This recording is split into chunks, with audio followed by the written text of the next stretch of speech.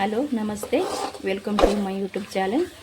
ಸ್ನೇಹಿತರೆ, ನಾನಿಲ್ಲಿ ನುಗ್ಗಿಕಾಯಿ ಪಲ್ಯನ ಯಾವ ರೀತಿ ಮಾಡ್ತೀವಿ ನಮ್ಮ ಮನೆಯೊಳಗಂತ ನಿಮ್ಮ ಕೂಡ ಶೇರ್ ಮಾಡ್ಕೊಳಕತ್ತೀನಿ. ಸ್ನೇಹಿತರೆ, ತುಂಬ ಚೆನ್ನಾಗಿರುತ್ತೆ ನುಗ್ಗಿಕಾಯಿ ಪಲ್ಯನೂ. ಈ ನುಗ್ಗಿಕಾಯಿ ಪಲ್ಯ ಮಾಡ್ಲಿಕ್ಕೆ ಏನೆಲ್ಲ ಬೇಕು ಮತ್ತು ಹೆಂಗೆ ಮಾಡೋದು ಅಂತ ಹೋಗಿ ನೋಡ್ಕೊಂಡು ಬರೋಣ ಬನ್ನಿ ಸ್ನೇಹಿತರೆ. ನೋಡಿರಿ ಸ್ನೇಹಿತರೆ, ನಾನಿಲ್ಲಿ ನುಗ್ಗಿಕಾಯಿ ಪಲ್ಯನ ಯಾವ ರೀತಿ ಮಾಡ್ತೀವಿ ಅಂತ ಶೇರ್ ಮಾಡ್ಕೊಳ್ತಾ ಇದ್ದೀನಿ. ನುಗ್ಗಿಕಾಯಿ ಪಲ್ಯ ಮಾಡೋಕ್ಕೆ ಆಲ್ರೆಡಿ ನುಗ್ಗಿಕಾಯಿನ ಮೇಲ್ಗಡೆ ಇರೋಂಥ ಸ್ವಲ್ಪ ಭಾಗನ ತೆಗೆದುಬಿಟ್ಟು ಒಂದು ಅರ್ಧದಷ್ಟು ನಾನು ಇದನ್ನು ಕುದಿಸ್ಕೊಂಡು ತೊಗೊಂಡಿನಿ. ಪೂರ್ತಿ ಮೆತ್ತಗಾಗೋ ತನಕ ಕುದಿಸ್ಕೋಬಾರ್ದು, ಸ್ವಲ್ಪ ಒಂದು ಅರ್ಧದಷ್ಟೇ ಕುದಿಸ್ಕೋಬೇಕ್ರಿ ಇದನ್ನು. ಇದು ಆಲ್ರೆಡಿ ನಾನು ಕುದಿಸಿ ತೊಗೊಂಡಿದ್ದೀನಿ. ಇದಕ್ಕೆ ಏನು ಮಾಡ್ತೀನಪ್ಪ ಅಂದ್ರೆ, ಈ ಸೈಡ ಮತ್ತು ಈ ಸೈಡ ಒಂದು ಸ್ವಲ್ಪ ಬಿಟ್ಟು ಮಧ್ಯದಾಗ ನೋಡಿರಿ ಈ ರೀತಿ ಸ್ವಲ್ಪ ಮಾರ್ಕ್ ಮಾಡ್ಕೊಳಮ್ರಿ. ಇಲ್ಲಿ ನೋಡಿರಿ ಇಷ್ಟೇ ಮಾರ್ಕ್ ಮಾಡ್ಕೊಂಡ್ರೆ ಸಾಕ್ರಿ. ನಾವು ಎರಡು ಏಕೆ ಮಾಡಿದೆವು ಅಂದ್ರೆ, ನಾವು ಪಲ್ಯ ಮಾಡಬೇಕಾದ್ರೆ ಓಪನ್ ಆಗಿಬಿಡುತ್ತೆ. ಅದಕ್ಕೆ ಮೇಲ್ಗಡೆ ಒಂದು ಸ್ವಲ್ಪ ಕೆಳಗಡೆ ಒಂದು ಸ್ವಲ್ಪ ಬಿಟ್ಟು ಮಧ್ಯದಾಗ ಮಾತ್ರ ನಾವು ಈ ರೀತಿ ಮಾಡಿದೆವಪ್ಪ ಅಂದ್ರೆ, ಇದು ಯಾಕೆ ಮಾಡ್ತಾ ಇದ್ದೀನಪ್ಪ ಅಂತಂದ್ರೆ, ಪಲ್ಯ ಮಾಡ್ತೀವಲ್ರಿ ಎಲ್ಲ ಮಸಾಲೆ ಕೂಡ ಇದ್ರೊಳಗೆ ಕುದಿಯೋ ಟೈಮ್ನಾಗ ಮಸಾಲೆ ಹೋಗಿ ಚೆನ್ನಾಗಿ ಟೇಸ್ಟ್ ಇರುತ್ತೆ ಅಂತೇಳಿ ಅಷ್ಟೇ ರೀ, ಮತ್ತೇನಿಲ್ಲ. ಸ್ವಲ್ಪ ಈ ರೀತಿ ಓಪನ್ ಮಾಡ್ಕೊಂಡ್ರೆ ಸಾಕ್ರಿ. ಕೆಳಗೆ ಮೇಲೆ ಬಿಟ್ಟು ಮಧ್ಯದಾಗ ಮಾತ್ರ ಓಪನ್ ಮಾಡ್ಕೊಂಡ್ರೆ ಸಾಕು ಸ್ನೇಹಿತರೆ. ಇದು ನಾನು ಇಷ್ಟೂ ಇದೇ ರೀತಿನೇ ಮಾಡ್ಕೋತೀನಿ. ಇದಕ್ಕೆ ಏನೆಲ್ಲ ಬೇಕಪ್ಪ ಅಂತಂದ್ರೆ ನೋಡಿರಿ, ಇಲ್ಲಿ ನಾನು ದಪ್ಪ ಸೈಜ್ ಇರೋಂಥ 2 ಈರುಳ್ಳಿ ಸಣ್ಣಗೆ ಕಟ್ ಮಾಡಿ ತೊಗೊಂಡಿನಿ. ಮತ್ತು ಇಲ್ಲಿ 1 ಟೊಮೊಟೊ ಕಟ್ ಮಾಡಿ ಇಟ್ಕೊಂಡಿನಿ ರೀ. ಸ್ವಲ್ಪ ಕೊತ್ತಂಬರಿ ಸೊಪ್ಪು ಮತ್ತು ಇಲ್ಲೇನದ ಬೆಳ್ಳುಳ್ಳಿ ಕಟ್ ಮಾಡಿ ಇಟ್ಕೊಂಡಿನಿ. ಹಸಿ ಎಲ್ಲ ತೊಗೊಂಡಿನಿ. ಸ್ವಲ್ಪ ಕರ್ಬೇವಿನ ಸೊಪ್ಪು, 3 ಹಸಿ ಮೆಣಸಿನ್ಕಾಯಿ ಸಣ್ಣಗೆ ಕಟ್ ಮಾಡಿ ಇಟ್ಕೊಂಡಿನಿ. 2 ಇಂಚಿನಷ್ಟು ಹುಣಸೆ ಹಣ್ಣು ತೊಗೊಂಡಿದ್ದೀನಿ ಸ್ನೇಹಿತರೆ. ಇಲ್ಲಿ ನಾನು ಚಿಕ್ಕ ಸೈಜ್ ಇರೋಂಥ 4 ಟೊಮೊಟೊನ ಮಿಕ್ಸಿಗೆ ಹಾಕ್ಕೊಂಡು ಈ ರೀತಿ ನುಣ್ಣಗೆ ರುಬ್ಬಿ ತೊಗೊಂಡಿದ್ದೀನಿ. ಇದ್ರೊಳಗೆ ನಾನು ಸ್ವಲ್ಪ ಹಸಿ ಅಲ್ಲನೂ ಕೂಡ ಹಾಕ್ಕೊಂಡಿದ್ದೀನಿ ರೀ, ಚೆನ್ನಾಗಿರುತ್ತೆ ಅಂಥೇಳಿ ಪೇಸ್ಟು. ಅಲ್ಲಿನೂ ಕೂಡ ಒಂದು ಸ್ವಲ್ಪ ತೊಗೊಂಡಿದ್ದೀನಿ. ತುಂಬ ಚೆನ್ನಾಗಿರುತ್ತೆ ಹಸಿ ಅಲ್ಲ. ಇದಕ್ಕೆ ಇಷ್ಟ ಇದ್ದರೆ ಹಾಕ್ಕೊಳ್ಳಿ, ಇಲ್ಲಾಂದ್ರೆ ಇಲ್ಲ, ಪರವಾಗಿಲ್ಲ. ಇವಾಗ ಇದು ಕೂಡ ನಾನು ರುಬ್ಬಿ ತೊಗೊಂಡಿನಿ ರೀ. ಇವಾಗ ಎಲ್ಲನೂ ರೆಡಿ ಆಗೈತಿ. ಇವಾಗ ಒಗ್ಗರಣೆ ಮಾಡ್ಕೊಳ್ಳೋಮತ್ರಿ. ನಾನು ಇಷ್ಟೂ ಇದನ್ನು ಮಧ್ಯದಾಗ ಒಂದು ಸ್ವಲ್ಪ ಕಟ್ ಮಾಡಿಕೊಂಡು ತೊಗೊಂಡಿದ್ದೀನಿ. ತುಂಬ ಜಾಸ್ತಿ ಮಾಡೋಕ್ಕೆ ಹೋಗ್ಬೇಡ್ರಿ, ಸ್ವಲ್ಪ ಮಾಡ್ಕೊಂಡ್ರೆ ಸಾಕು. ಹಾಗೆ ಬಿಟ್ಟರು ಕೂಡ ಬರುತ್ತೆ, ಅಂದ್ರೆ ಒಳಗಡೆ ಸ್ವಲ್ಪ ಕುದಿಬೇಕಾದ್ರೆ ಮಸಾಲ ಎಲ್ಲ ಹೋಗುತ್ತಲ್ರಿ, ಚೆನ್ನಾಗಿರುತ್ತೆ ಅಂಥೇಳಿ ಕಟ್ ಮಾಡ್ಕೊಳ್ಳೋದು ಅಷ್ಟೇ. ಇಷ್ಟ ಇಲ್ಲಾಂದ್ರೆ ಬಿಡ್ಬೋದು. ಇದು ಕೂಡ ಇವಾಗ ರೆಡಿ ಆಯ್ತು ನೋಡಿರಿ. ನಾನಲ್ಲಿ ಆಲ್ರೆಡಿ ಇವಾಗ ಎಣ್ಣೆ ಕಾಯಕ್ಕೆ ಇಟ್ಟಿದ್ದೀನಿ ರೀ. ಗ್ಯಾಸ್ ಹಚ್ಚಿ ಒಂದು ಪಾತ್ರೆ ಇಟ್ಕೊಂಡು ಎಣ್ಣೆ ಕಾಯಕ್ಕೆ ಇಟ್ಟಿದ್ದೀನಿ ಸ್ನೇಹಿತರೆ. ಇವಾಗ ಅದಕ್ಕೆ ಸ್ವಲ್ಪ ಸಾಸಿವೆ ಜೀರಿಗೆ ಹಾಕ್ಕೊಳಕತ್ತೀನಿ ನೋಡಿ.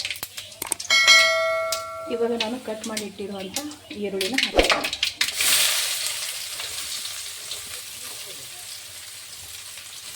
ನಾನಿಲ್ಲಿ ಈರುಳ್ಳಿ ಹಾಕ್ಕೊಂಡಿದ್ದೀನಿ ರೀ. ಇದು ಸ್ವಲ್ಪ ಎಣ್ಣೆ ಒಳಗೆ ಫುಲ್ ಕಲರ ಚೇಂಜ್ ಆಗಬೇಕು ರೀ, ಅಲ್ಲಿ ತನಕ ನಾವು ಇದನ್ನು ಫ್ರೈ ಮಾಡ್ಕೊಳ್ಳೋಣ. ಇವಾಗ ಇದ್ರ ಒಳಗೆ ನಾನು ಟೊಮೊಟೊ ಕೂಡ ಸೇರಿಸ್ಬಿಡ್ತೀನಿ ರೀ, ಯಾಕಂದ್ರೆ ಅದು ಕೂಡ ಮೆತ್ತಗಾಗಿಬಿಡ್ತದೆ. ಟೊಮೊಟೊ ಮತ್ತು ಹಸಿಮೆಣ್ಸಿಕಾಯಿ ಇಷ್ಟನ್ನು ಹಾಕೊಳ್ಳೋ. ನೋಡಿರಿ, ಟೊಮೊಟೊ ಮತ್ತು ಹಸಿಮೆಣ್ಸಿಕಾಯಿ ಹಾಕ್ಕೊಂಡೆ. ಇದಕ್ಕೆ ಒಂದು ಸ್ವಲ್ಪ ಉಪ್ಪು ಕೂಡ ಹಾಕ್ಕೊಳ್ಳೋಣ, ಯಾಕಂದ್ರೆ ಉಪ್ಪು ಹಾಕ್ಕೊಂಡಿವಿ ಅಂದ್ರೆ ಬೇಗನೆ ಮೆತ್ತಗಾಗಿಬಿಡ್ತಾ. ನೋಡಿರಿ, ಇಲ್ಲಿ ಉಪ್ಪು ಕೂಡ ನಾನು ಹಾಕ್ಕೊಂಡಿದ್ದೀನಿ. ಇವಾಗ ಇದನ್ನು ಚೆನ್ನಾಗಿ ತಿರುಗಿಬಿಡೋಣ. ಇದು ಸ್ವಲ್ಪ ಮೆತ್ತಗಾಗೋ ತನಕ ಫ್ರೈ ಮಾಡ್ಕೊತೀನಿ ನೋಡಿರಿ. ಇದು ಚೆನ್ನಾಗಿ ಫ್ರೈ ಆಗೈತೆ ಸ್ನೇಹಿತರೆ.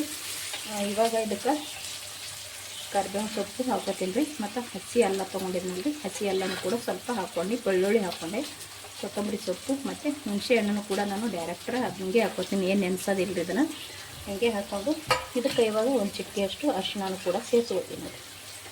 ಉಪ್ಪು ಆಲ್ರೆಡಿ ಹಾಕ್ಕೊಂಡಿದ್ದೀನಿ ರೀ, ಮತ್ತೆ ನೋಡಿಕೊಂಡು ಕಡಿಮೆ ಬಿದ್ದರೆ ಮಾತ್ರ ಉಪ್ಪನ್ನ ಹಾಕ್ಕೊಳ್ಳೋದು. ಇವಾಗ ಇದು ಕೂಡ ನಾನು ಚೆನ್ನಾಗಿ ಮಿಕ್ಸ್ ಮಾಡ್ಕೊಳ್ಳೋಣ.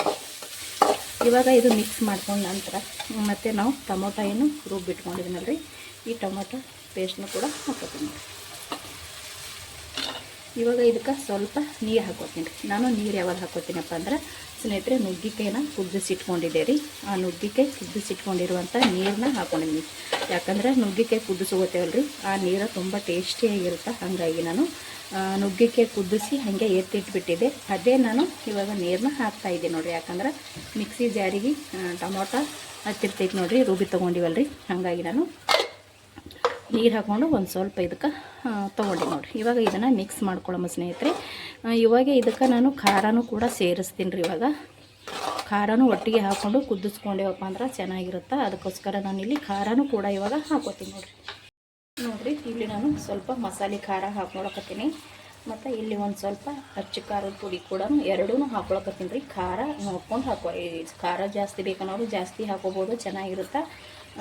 ಮತ್ತು ಕಡಿಮೆ ತಿನ್ನೋರು ಕಡಿಮೆ ಹಾಕೋಬೋದು ರೀ. ಇವಾಗ ನಾನಿಲ್ಲಿ ಖಾರನ ಹಾಕ್ಕೊಂಡು ಇವಾಗ ಮಿಕ್ಸ್ ಮಾಡ್ಕೊಂಡಿನಿ ರೀ. ಇವಾಗ ಖಾರ ಹಾಕೊಂಡು ಬಳಿಕ ಟಮಾಟಿ ಮತ್ತು ಖಾರ ಪ್ರತಿಯೊಂದು ಈರುಳ್ಳಿ ಟಮಾಟ ಚೆನ್ನಾಗಿ ಇದನ್ನು ನಾವು ಕುದಿಸ್ಕೋಬೇಕು ಸ್ನೇಹಿತರೆ. ಇದನ್ನು ನಾನು ಕುದಿಸ್ಕೋತೀನಿ ರೀ. ಇವಾಗ ಇಲ್ಲಿ ನೋಡಿರಿ, ನಾನು ಸ್ವಲ್ಪ ಬೆಲ್ಲ ಕೂಡ ಇದಕ್ಕೆ ಹಾಕ್ಕೊಳಕತ್ತೀನಿ ನೋಡಿರಿ. ಬೆಲ್ಲ ಇಷ್ಟಪಡೋರು ಹಾಕೋಬೋದು, ಬೇಡ ಅಂದ್ರೆ ಬಿಡ್ಬೋದು ರೀ. ಯಾಕಂದ್ರೆ ನಾವು ಖಾರ ಅದೆಲ್ಲ ಹಾಕ್ಕೊಂಡಿವಲ್ಲ ರೀ, ಹುಳಿ ಖಾರ ಮತ್ತು ಟೊಮೊಟೊ ಎಲ್ಲನೂ ಹಾಕ್ಕೊಂಡಿದ್ರಿಂದ ಬೆಲ್ಲ ಹಾಕ್ಕೊಂಡೆ ಅಂದ್ರೆ ಕರೆಕ್ಟಾಗಿ ಬ್ಯಾಲೆನ್ಸ್ ಇರುತ್ತೆ ಇದು. ಹಾಗಾಗಿ ಒಂದು ಚೂರು ಬೆಲ್ಲನ ಹಾಕ್ಕೊಂಡಿದ್ದೀನಿ. ಇದು ಇವಾಗ ರೆಡಿ ಮಾಡ್ಕೊಳ್ತೀನಿ ನೋಡಿರಿ ಸ್ನೇಹಿತರೆ. ಇದು ಇವಾಗ ಕುದ್ದು ಗಟ್ಟಿ ಕೂಡ ಆಯ್ತು ನೋಡಿರಿ. ನಾನು ನೀರು ಹಾಕ್ಕೊಂಡಿದ್ದೆ ನೋಡಿರಿ, ಎಷ್ಟು ಗಟ್ಟಿ ಆಯ್ತು ಅಂತ ನೋಡ್ತಾ ಇದ್ದೀವಿ ಇಲ್ಲಿ. ಅಂದ್ರೆ ಇದು ಚೆನ್ನಾಗಿ ಕುದ್ದು ಟೊಮೊಟೊ ಅದೆಲ್ಲ ಸಕ್ಕತ್ತಾಗಿ ಎಣ್ಣೆ ಒಳಗೆ ಕುದ್ದು ಎಣ್ಣೆ ಬಿಡ್ತಾ ಇದೆ ನೋಡ್ರಿ ಇಲ್ಲಿ.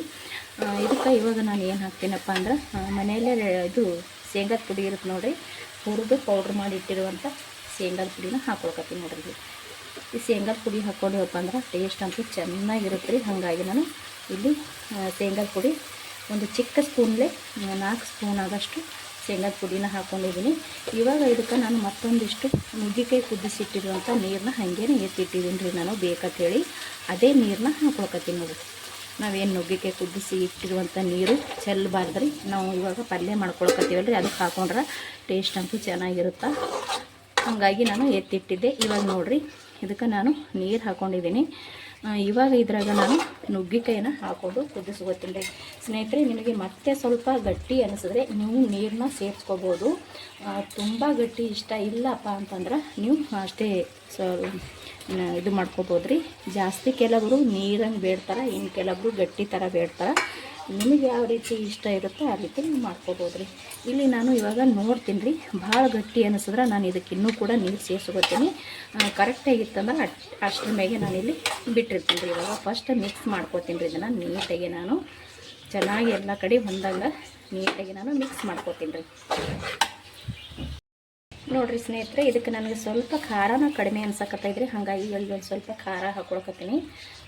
ಮತ್ತು ಒಂದು ಸ್ವಲ್ಪ ಉಪ್ಪು ಕೂಡ ಕಡಿಮೆ ಅನ್ಸಕತ್ತದ, ಉಪ್ಪು ಕೂಡ ಹಾಕ್ಕೊಳಕತ್ತೀನಿ ನೋಡ್ರಿ ಇಲ್ಲಿ.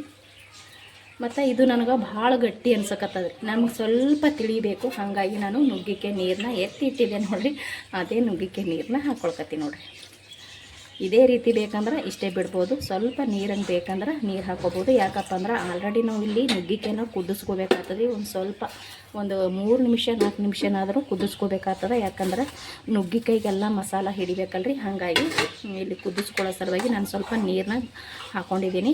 ಈ ರೀತಿ ನೀರು ಹಾಕ್ಕೊಂಡು ಇವಾಗ ಉಪ್ಪು ಖಾರ ಹಾಕ್ಕೊಂಡಿನಲ್ರಿ, ಅದು ಕೂಡ ಎಲ್ಲ ಕಡೆ ಕರೆಕ್ಟಾಗಿ ಹೊಂದಂಗೆ ಮಿಕ್ಸ್ ಮಾಡ್ಕೋತೀನಿ ನೋಡಿರಿ. ಸ್ವಲ್ಪ ನೀರು ಹಾಕ್ಕೊಂಡೇವಂದ್ರೆ ಇದು ಕೂಡ ಕುದಿತೈತಿ, ಮಸಾಲೆ ಕೂಡ ಹಿಡಿತೈತಿ. ಮತ್ತು ನಾವು ಮಧ್ಯದಾಗ ಸ್ವಲ್ಪ ಕಟ್ ಮಾಡ್ಕೊಂಡಿವಲ್ರಿ, ಅಲ್ಲಿ ಮಸಾಲೆ ಕೂಡ ಹೋಗಿ ಚೆನ್ನಾಗಿರುತ್ತೆ. ನಾವು ಊಟ ಮಾಡ್ತಾ ಇರಬೇಕಾದ್ರೆ ಪಲ್ಯ ಸಾಂಬಾರು ಯಾವಾಗೂ ತಿನ್ನಂಗಿಲ್ಲ ನೋಡ್ರಿ, ಬರೀ ನುಗ್ಗಿಕಾಯಿನೇ ಚಿಕ್ತಾ ಇರ್ತೀವಿ, ಅಷ್ಟು ಚೆನ್ನಾಗಿರುತ್ತೆ.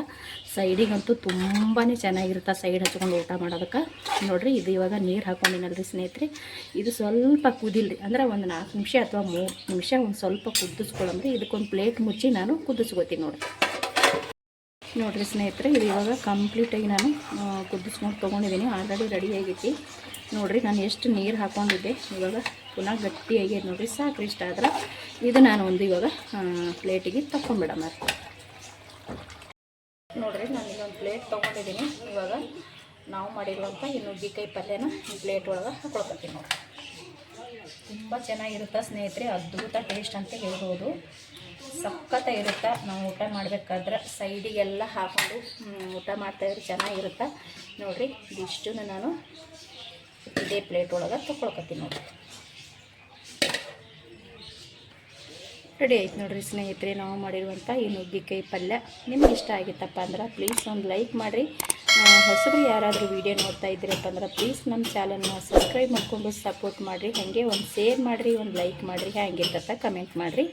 ಮತ್ತೆ ಒಂದು ಹೊಸ ರೆಸಿಪಿ ಒಂದಿಗೆ ಸಿಗ್ತೀನಿ ರೀ. ಅಲ್ಲಿ ತನಕ ಮತ್ತೊಮ್ಮೆ ಎಲ್ಲರಿಗೂ ನಮಸ್ಕಾರ. ಇಷ್ಟೊತ್ತನ ವೀಡಿಯೋ ನೋಡಿದವ್ರಿಗೆ ಎಲ್ಲರಿಗೂ ಕೂಡ ಥ್ಯಾಂಕ್ ಯು.